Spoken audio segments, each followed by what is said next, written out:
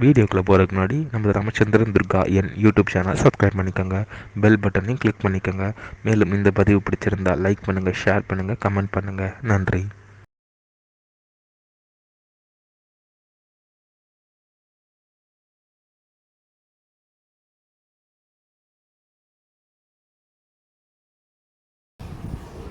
ஸ்ரீகுருப்போ நம. ஹரி ஓம். ஸ்ரீ மகாகணாதிபதியே நம. அனைவருக்கும் முதற்கண் கோடான கோடி நமஸ்காரங்கள், வணக்கங்கள், வந்தனங்கள். அனைவருக்கும் அன்பு கலந்த இனிய ஆசீர்வாதங்கள்.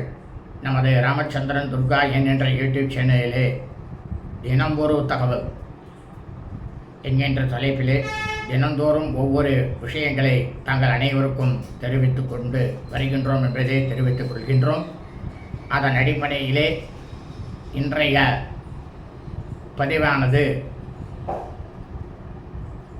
நாம் கிரகப்பிரவேசம் புதுமனை புகுவிழா எந்தெந்த திதிகளில் எந்தெந்த நட்சத்திரங்களில்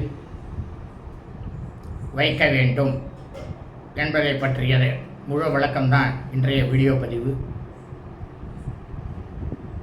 ஆகவே அனைவரும் இந்த வீடியோ பதிவினை ஆரம்பம் முதல் கடைசி வரை முழுவதுமாக பார்த்து அதன் பிரகாரம் கிரகப்பிரவேசம் புதுமனை புகுவிழா என்னும் வைபவத்தை நடத்தி கொள்ளுமாறு தாங்கள் அனைவரையும் அன்புடன் கேட்டுக்கொள்கின்றோம். ஸ்ரீராமஜெயம்.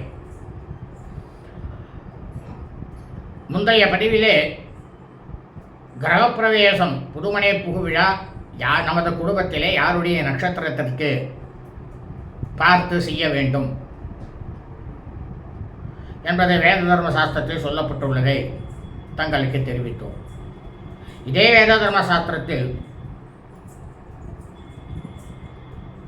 இந்த கிரகப்பிரவேசமானது எந்தெந்த திதிகளில் எந்த நட்சத்திரங்களில் செய்தால் நமது குடும்பமானது க்ஷேமமாக இருக்கும் என்பதைத்தான் பார்க்க போகிறோம். அதாவது சுக்லபக்ஷம்னா வளர்பிறை, கிருஷ்ணபக்ஷம் தேய்பிறை, எதுவாக இருந்தாலும் சரி, எந்தெந்த திதி என்றால் துதியை திதி, திருதியை திதி, பஞ்சமி திதி, சப்தமி திதி, தசமி திதி, ஏகாதசி திதி, திரையோதசி திதி ஆகிய இந்த திதிகள் இருக்கக்கூடிய நாட்களாகவும், அதே சமயம் இந்த திதியில் உள்ள நாட்களில் எந்தெந்த நட்சத்திரங்கள் அப்படின்னு பார்த்தோம்னா ரோஹிணி நட்சத்திரம், மிருகசீர்ஷ நட்சத்திரம், புனர்பூச நட்சத்திரம், பூசம் நட்சத்திரம், உத்திரம் நட்சத்திரம், அஸ்தம் நட்சத்திரம், அனுஷம் நட்சத்திரம், உத்திராடம் நட்சத்திரம், துருவோண நட்சத்திரம், சதய நட்சத்திரம், உத்தரட்டாதி நட்சத்திரம், ரேவதி நட்சத்திரம் ஆகிய நட்சத்திரங்கள் அனைத்தும் இந்த திதியில் அடங்கியது. ஏதாவது ஒரு நட்சத்திரம் இந்த திதியில் இருக்கணும். அது எப்படி? அதாவது உங்களது மனைவி அவருடைய நட்சத்திரமானது அதை ஒன்றா எடுத்துக்கணும். இவன் எந்த தீயில் நீங்கள் எடுக்க போகிறீங்களோ அன்றைக்கி என்ன நட்சத்திரம்னு பார்க்கணும். இவன் ஒரு எடுத்துக்காட்டுக்கு ஒன்று சொல்கிறான் உங்களுக்கு. இவன் அசுனி நட்சத்திரம்னு வருது. உங்கள் மனைவியோடைய நட்சத்திரம் அஸ்வினின்னு வச்சுக்கோ. அஸ்வினியை ஒன்றா எடுத்துக்கணும். அஸ்வினி, அதுக்கப்புறம் பரணி, அதுக்கப்புறம் கிருத்திகை, அதுக்கப்புறம் ரோஹிணி, அதுக்கப்புறம் மிருகசீர்ஷம், அதுக்கப்புறம் திருவாதிரை, அதுக்கப்புறம் புனர்பூசம், அதுக்கப்புறம் பூசம். பூச நட்சத்திரம் வருது, 8வது நட்சத்திரம் சேருது, ரெட்டப்படாது. இந்த நட்சத்திரத்தை எண்ணி அதை 9ஆக வகுத்து மீதி வரக்கூடியது 1, 5, 7 ஆகியவை 1, 3, 5, 7 ஏதோ 3 ஆகாது, இரட்டைப்படைகள் ஆகும். ஆனால் அதே சமயம் 9வது நட்சத்திரம் பூஜ்யமாக இருந்தால் 1 பிரமாதமாக இருக்கும். இதைத்தான் தாங்கள் கடைபிடிக்க வேண்டும். இதெல்லாம் ரொம்ப ரொம்ப முக்கியம்.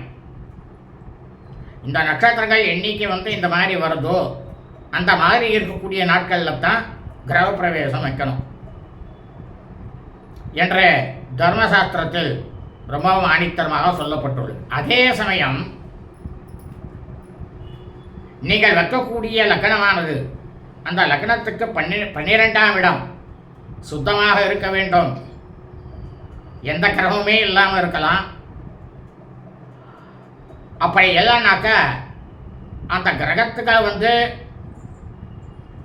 என்னென்ன எந்தெந்த சுபகிரகங்கள் இருக்கலாம் எதுனாக்கா சந்திரன், புதன், குரு, சுக்கிரன் ஆகிய இந்த கிரகங்கள் இவையெல்லாம் சுபகிரகங்கள்னு வேறு. இந்த சுபகிரகங்கள் தாராளமாக இருக்கலாம்.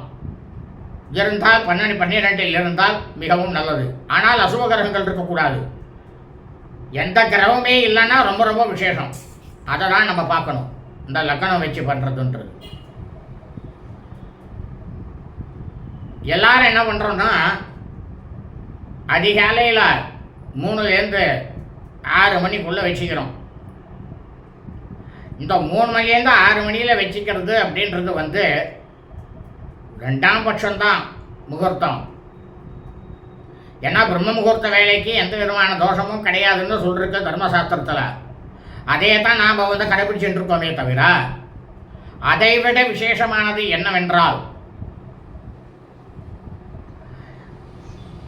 உங்களது கிரகத்தின் வீட்டில் இருக்கக்கூடிய உங்களது தர்மபத்தினி மனைவியினுடைய நட்சத்திரத்திற்கு அந்த லக்னமானது எத்தனை மணிக்கு வருகிறது என்று பார்க்க வேண்டும்.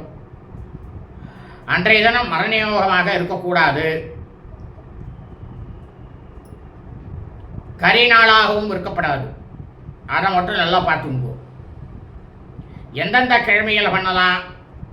செவ்வாய்க்கிழமையும் சனிக்கிழமையும் தவிர மற்ற அனைத்து கிழமைகளிலும் திங்கட்கிழமை, புதன்கிழமை, வியாழக்கிழமை, வெள்ளிக்கிழமை, ஞாயிற்றுக்கிழமை ஆகிய 5 தினங்களிலும் தாராளமாக கிரகப்பிரவேசம் செய்யலாம்